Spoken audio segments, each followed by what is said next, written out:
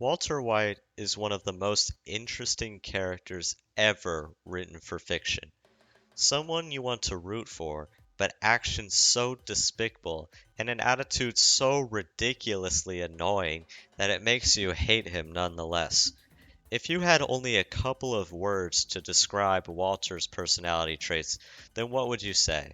Words like intelligent, egotistical, and gay may come to mind.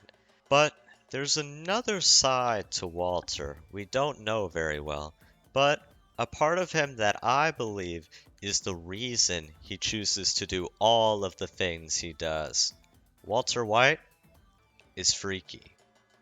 Why do people commit crimes? Is it the reward, the pride, the ego? Or is it to feel something? Before he stepped on that dude's leg, Walter was a limp dick loser who just let the world do whatever it wanted with him. After that, he went bald and never looked back. Walter commits crimes to get off on them. I mean, just take a look at what he was doing after committing his first murder. And don't get me started on the murder of Crazy 8. Suffocation? This guy wants all the action. In the earlier seasons, Walter is still unsure of his willingness and ability to commit crimes, but as the series goes on, he becomes more and more willing to experiment, begging people to say his name, asserting dominance over betas, and cooking up the best crystal west of the Mississippi.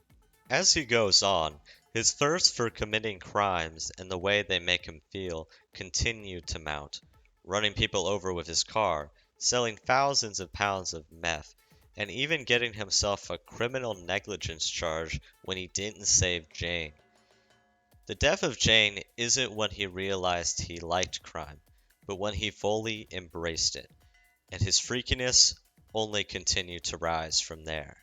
He continues on for the rest of the series as he sexually harasses women, poisons children, robs chemicals from a train, commits automobile accidents on purpose, resists arrest, kills or organizes the killing of hundreds of people, and, of course, the massive methamphetamine empire. It all culminates in the series finale. Walter goes to kill Jack and his gang, save Jesse, and gain revenge for the killing of Hank.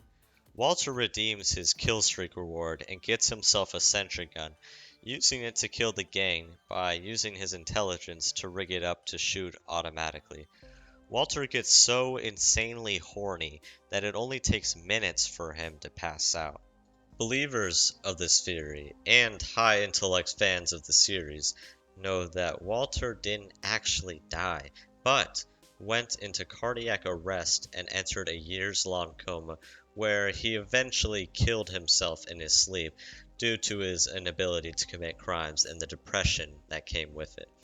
I know Walter is looking up right now, watching as the meth epidemic continues to gain traction, and he's loving every second of it.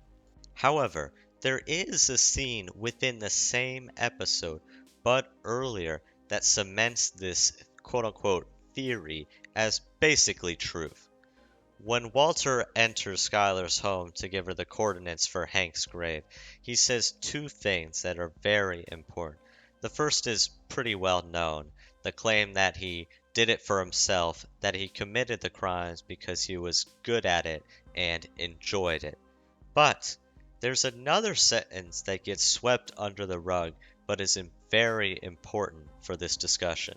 Earlier in the scene, when Walter is telling Skylar what to do, he mentions that when she calls the DEA, tell them that he quote unquote forced his way in, known in legal terms as breaking and entering. Even in the face of a suicide mission of extreme freakiness, Walter just wanted one extra tug from this breaking and entering charge, even if comparatively it was just a drop in the sock when it comes to all of his wrongdoings. Overall, Walter White is a freak who gets off from doing crimes. His insatiable lust for committing acts of wrongdoing led him to his death, but I can't help to think that even though he died happy, surrounded by death, guns, and a state-of-the-art meth lab where he laid his head and in his final moments, he let it all out.